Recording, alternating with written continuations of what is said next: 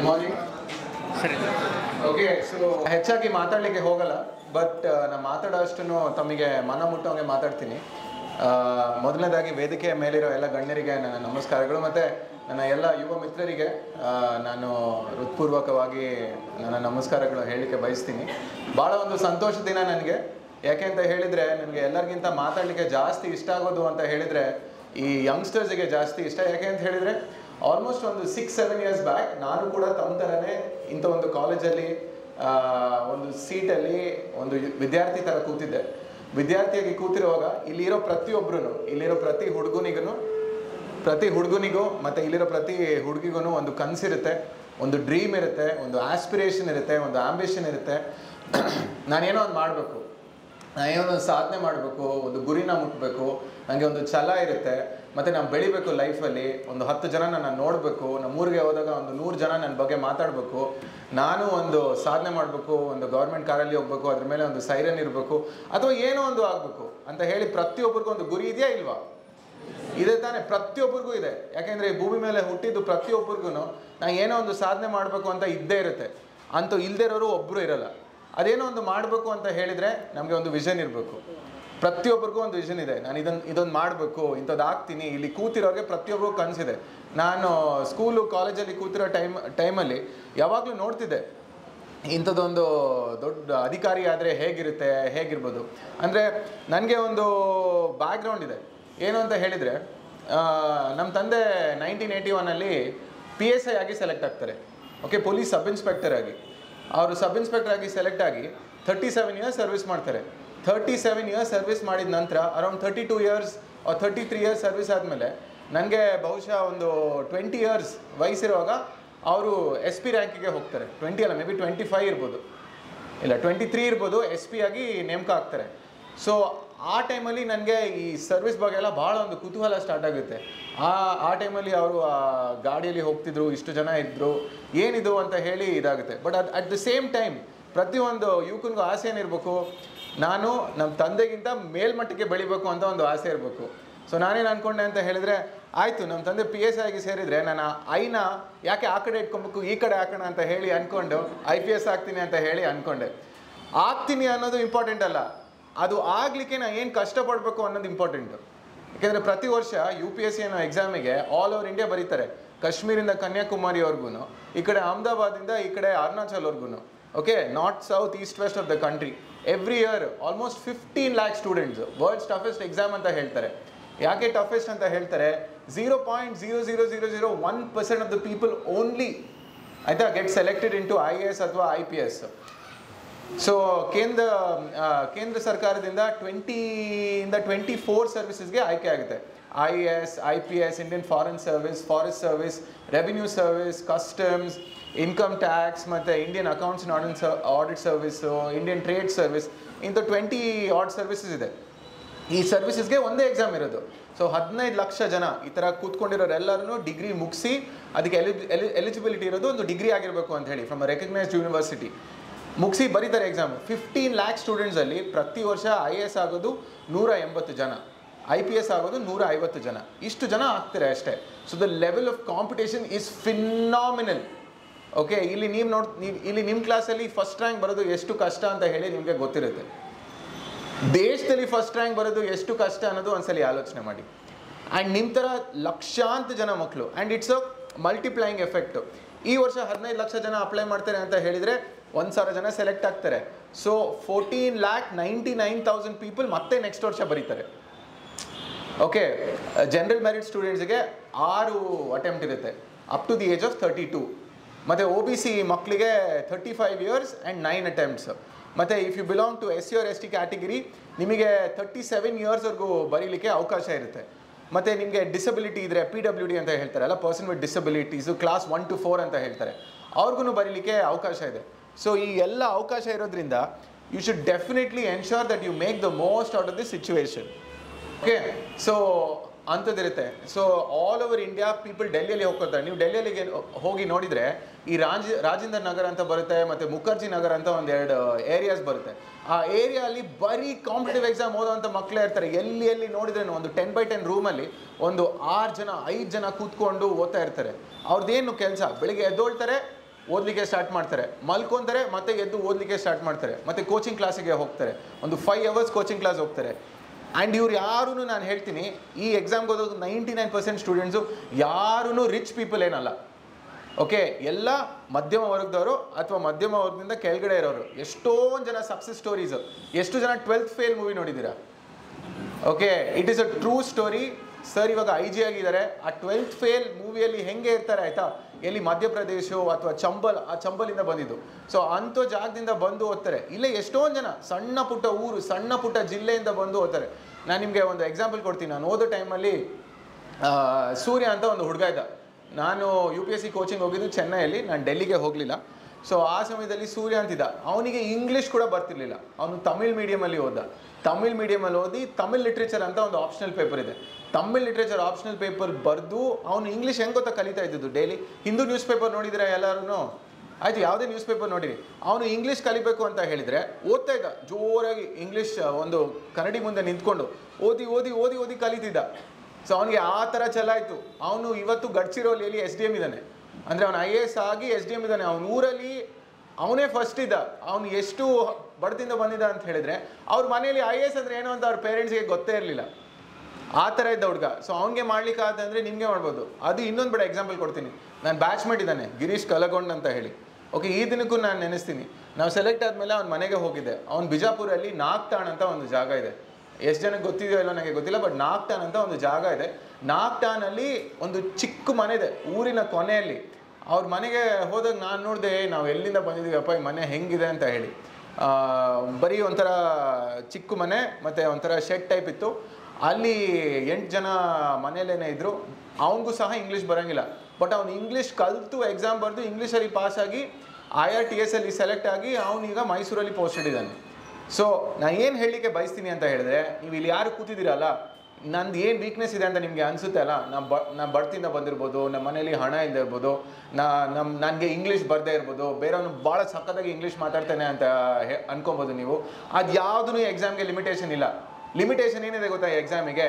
Limitation ಇರೋದು ನೀವೇ, ನೀವು, ನಿಮ್ಮ mind.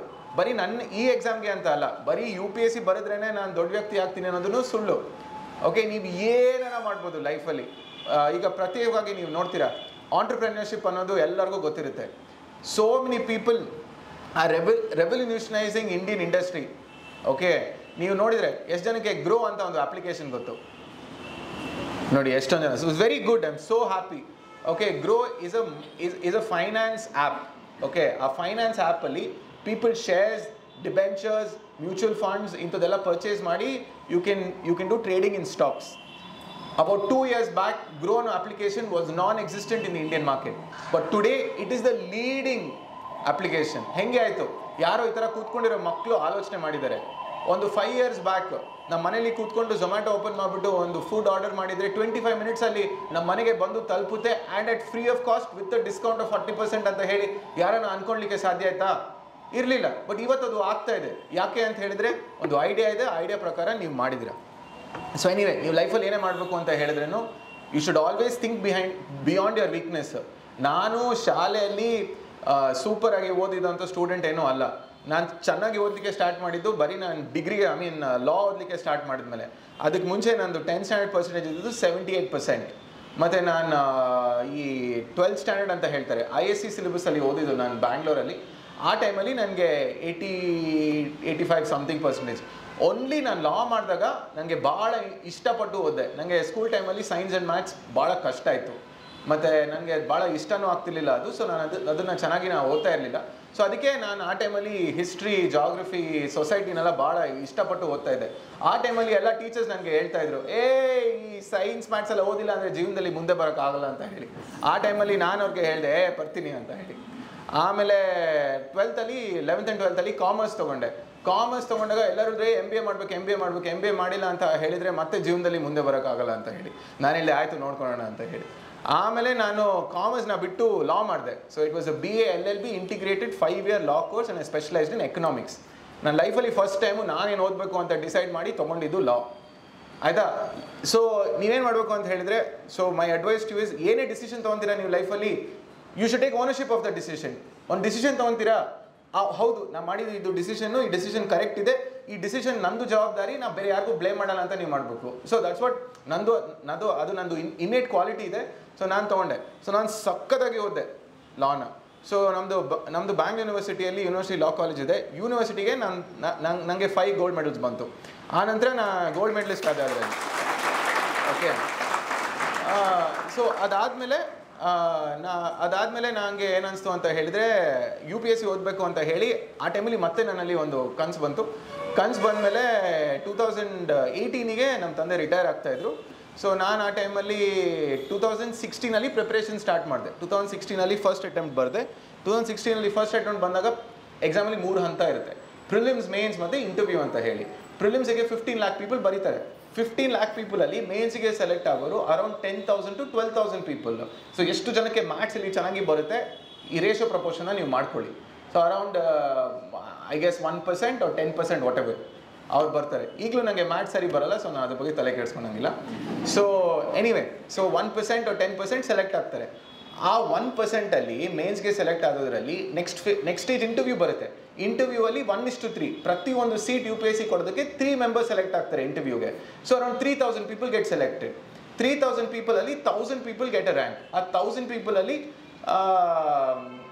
Like I said 180 IS, 150 IPS, IFS Indian foreign ಸರ್ವಿಸ್ಗೆ 30 ಮೆಂಬರ್ಸ್, IRSಗೆ 2 ಸೇರಿ ಅರೌಂಡ್ 70, ಮತ್ತು ಇನ್ನಿತರೆ ಸರ್ವಿಸಸ್ಗೆ ಬೇರೆ ಬೇರೆ ಜನ ಹೋಗ್ತಾರೆ. ಸೊ ನಾನು ಫಸ್ಟ್ ಅಟೆಂಪ್ಟ್ 2016 ಬರೆದೆ. ಪ್ರಿಲಿಮ್ಸೇ ಕ್ಲಿಯರ್ ಆಗಿಲ್ಲ. ಓಕೆ, ಯಾಕೆ ಅಂತ ಹೇಳ್ತೀನಿ. ಫಸ್ಟ್ ಟೈಮ್ ನಾನು ಮನೆ ಬಿಟ್ಟು ಹೊರಗಡೆ ಹೋಗಿದ್ದೆ. I was in Chennai. ಮತ್ತು ಇದೇ ಥರ ನಿಮಗೆ ಎಲ್ಲ ಗೊತ್ತು, ಬೇರೆ ಊರಿಗೆ ಹೋಗಿ ಪೇರೆಂಟ್ಸ್ ಇಲ್ಲ ಅಂತ ಹೇಳಿದರೆ ಹುಡುಗರು ಯಾವ ರೀತಿ ಎಂಜಾಯ್ ಮಾಡ್ತಾರೆ ಅಂತ ಹೇಳಿ.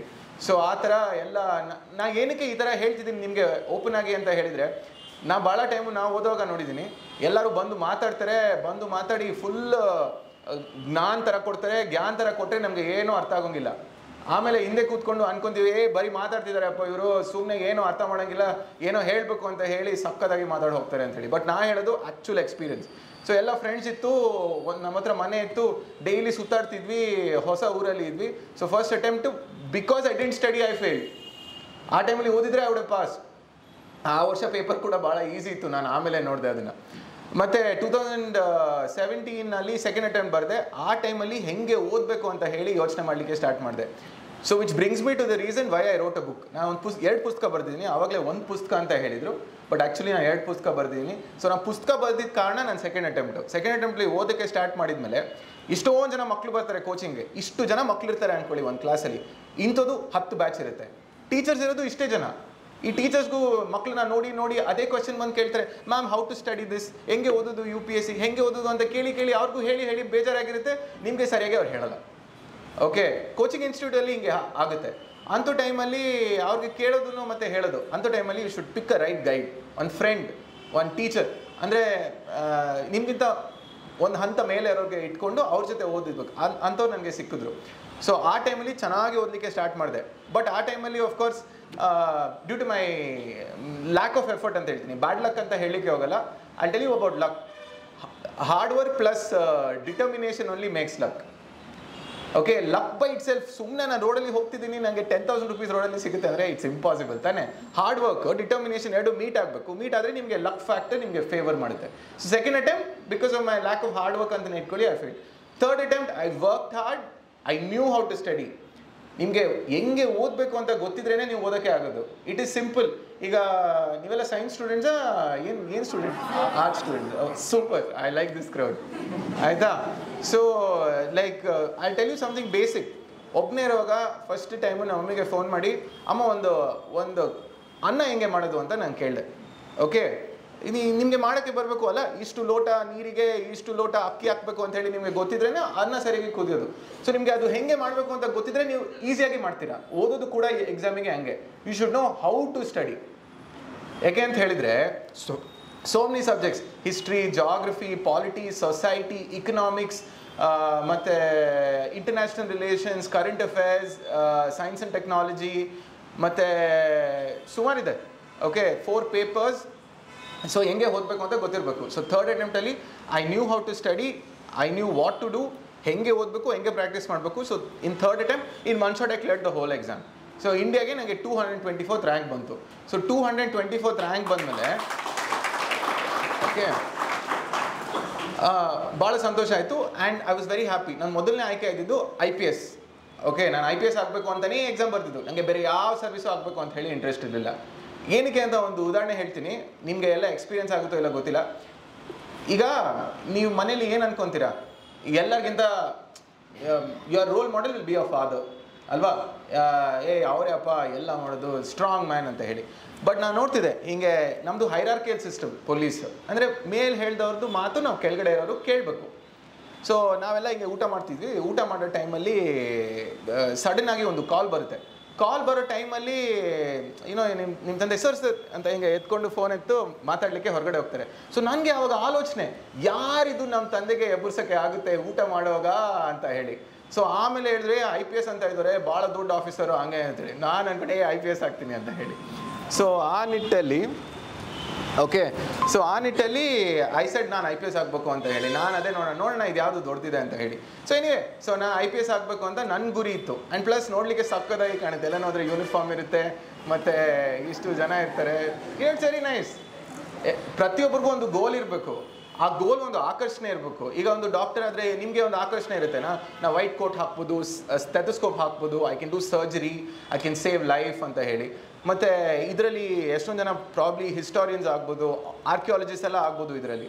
ಸೊ ಆವಾಗ ನಾನು ಎಕ್ಸ್ಕವೇಷನ್ ಸೈಟ್ಸ್ಗೆ ಹೋಗ್ಬೋದು, I can find new fossils ಮತ್ತು ನ್ಯೂ ಇದನ್ನ ಅಂತ ಹೇಳಿ. ಸೊ ಅದನ್ನೆಲ್ಲ ನೋಡಿದರೆ ನಿಮಗೆ ಆಕರ್ಷಣೆ ಇರುತ್ತೆ. ಸೊ ನನಗೆ ಇದು ಆಕರ್ಷಣೆ ಇತ್ತು.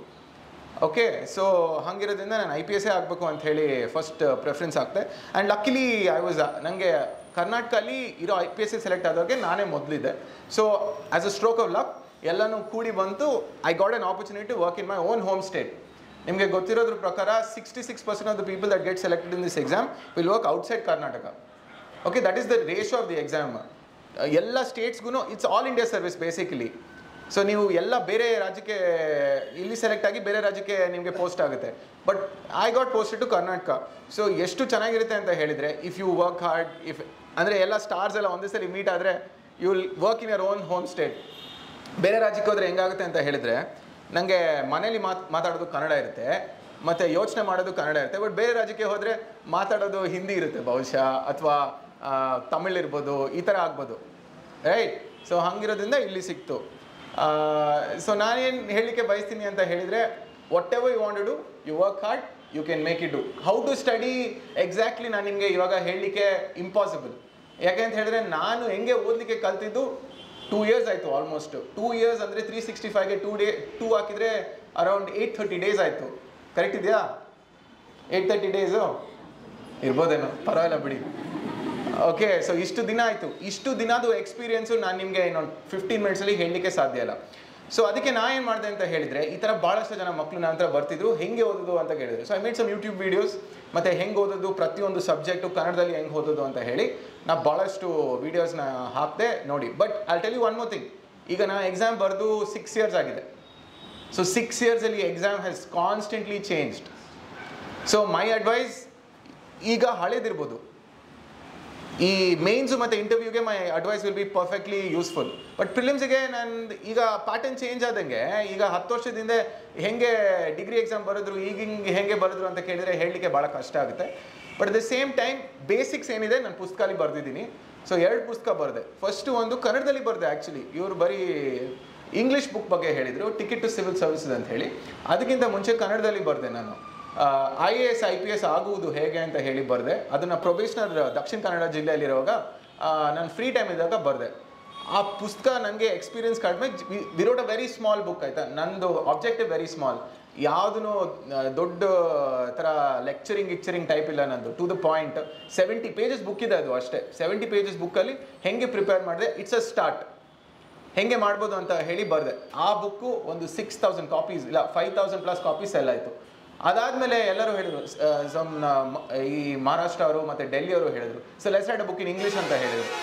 ಸೊ ಇಂಗ್ಲೀಷಲ್ಲಿ ವಾಸ್ಟರ್ ಆಡಿಯನ್ಸ್, ಬೆಟರ್ ಪಬ್ಲಿಕೇಶನ್ ಅಂತ ಹೇಳಿ ಅದನ್ನು ಬರೆದೆ. So that book also became A success. So 7000 books ಅದು ಸೆಲ್ ಆಯಿತು. So by these books lot of students have been benefited. So so ಈ ಬುಕ್ನೆಲ್ಲ ಎತ್ಕೊಂಡೋಗಿ ನಾನು ಏನು ಮಾಡಿದೆ ಅಂತ ಹೇಳಿದ್ರೆ, ಫಸ್ಟ್ ಹೋಗಿ ನಮ್ಮ 10th ಸ್ಟ್ಯಾಂಡರ್ಡ್ ಸ್ಕೂಲಲ್ಲಿ ಇರೋ ಟೀಚರ್ಸ್ಗೆ ಕೈಲಿ ಕೊಟ್ಬಿಟ್ಟು, ಆ ಟೈಮಲ್ಲಿ ಹೇಳಿದ್ರಿ ಮ್ಯಾಥ್ಸ್ ಮತ್ತು ಸೈನ್ಸ್ ಓದಿದ್ರೆ ಏನೂ ಆಗಲ್ಲ ಅಂತ ಹೇಳಿದ್ರಿ, ಇವಾಗ ನೋಡಿ ಅದು ಓದಿದ್ದೇನೆ ಇದು ಮಾಡಿದೆ ಅಂತ ಹೇಳಿದ್ರಿ. Okay, so anyway, what I'd like to tell you is, I'm from arts background also, BA, LLB, economics, honors. Everything that I studied had nothing to do with science. But without science also, you know, arts is so beautiful. So ನೀವು ಏನೇ ಮಾಡ್ತಿದ್ದೀರೋ ನೀವು ಚೆನ್ನಾಗಿ ಮಾಡಿ. ಇದಕ್ಕಿಂತ ಹೆಚ್ಚಾಗಿ ನಿಮ್ಮ time ತೊಗೊಳಲ್ಲ ನಾನು, ಯಾಕೆಂದರೆ ನನಗೂ ಸಹ ಟೈಮ್ ಇಲ್ಲ, ನಾನು ಕೂಡ ಹೊರಡಬೇಕಾಗಿದೆ ಕೆಲಸಕ್ಕೆ. So anyway, all the best. ನಿಮ್ಮದು ಡ್ರೀಮ್ಸ್ ಏನಿದೆ ಅಲ್ಲ, ಯು ಆಲ್ವೇಸ್ ಕೀಪ್ ಇಟ್. ಜಾಸ್ತಿ ಒಂದು ಸೆಲ್ಫ್ ಗ್ರಾಟಿಫಿಕೇಷನ್ ಅಂತ ಒಂದು ಇದೆ. ಅದು ಕಾನ್ಸೆಪ್ಟ್ ಏನು ಅಂತ ಹೇಳಿದರೆ, ನಮ್ಮ ಮನಸ್ಸಲ್ಲಿ ಇರೋದು ಒಂದು ಆಲೋಚನೆನ ನಾನು ಬೇರೆಯವ್ರ ಜೊತೆ ಅದನ್ನು ಶೇರ್ ಮಾಡಿಕೊಂಡ್ರೆ ನನಗೆ ಒಂದು ಎಮೋಷನಲ್ ಸ್ಯಾಟಿಸ್ಫ್ಯಾಕ್ಷನ್ ಮತ್ತು ಒಂದು ಖುಷಿ ಬರುತ್ತೆ. ಡೋಪಮಿನ್ ಅಂತ ಕೆಮಿಕಲ್ ಬರುತ್ತೆ ಬ್ರೈನಲ್ಲಿ. ಸೊ ಆ ಡೋಪಮಿನ್ ಮತ್ತು ಎಂಡೋಫಿನ್ಸ್ ರಿಲೀಸ್ ಆದರೆ, ಇವಾಗ ಫಾರ್ ಎಕ್ಸಾಂಪಲ್ ನಾನು ಅಂದ್ಕೊಂಡಿರ್ತೀನಿ, ಇವತ್ತು ನಾನು ಇದೊಂದು ಕಾರ್ಯ ಮಾಡ್ತೀನಿ ಅಂತ ಹೇಳಿ ನನ್ನ ಫ್ರೆಂಡ್ಸ್ಗೆ ಶೇರ್ ಮಾಡಿಬಿಟ್ರೆ, ಆ ಕಾರ್ಯ ಮಾಡಲಿಕ್ಕಿಂತ ಆಗೋಕ್ಕಿಂತ ಮುಂಚೆನೇ ನನಗೆ ಆ ಸ್ಯಾಟಿಸ್ಫ್ಯಾಕ್ಷನ್ ಸಿಕ್ಕಿರುತ್ತೆ. ಸೊ ನಾನು ಮಾಡೋಂಗಿಲ್ಲ ಅದನ್ನು. ಸೊ ನಿಮ್ದು ಏನೇ ಡ್ರೀಮ್ ಇದೆಯಲ್ಲ, ಮೈಂಡಲ್ಲಿ ಇಟ್ಕೊಳ್ಳಿ, ಆ ಡ್ರೀಮ್ನ ಹಿಂಗೆ ಬೆಳೆಸಿ, like one beautiful flower or a plan. ಆ ಥರ ನೀವು ಬೆಳೆಸಿದ್ರೆ you will definitely find success ಅಂತ ಹೇಳಿ ನಾನು ಮಾತು ಮುಗಿಸ್ತೀನಿ. Thank you.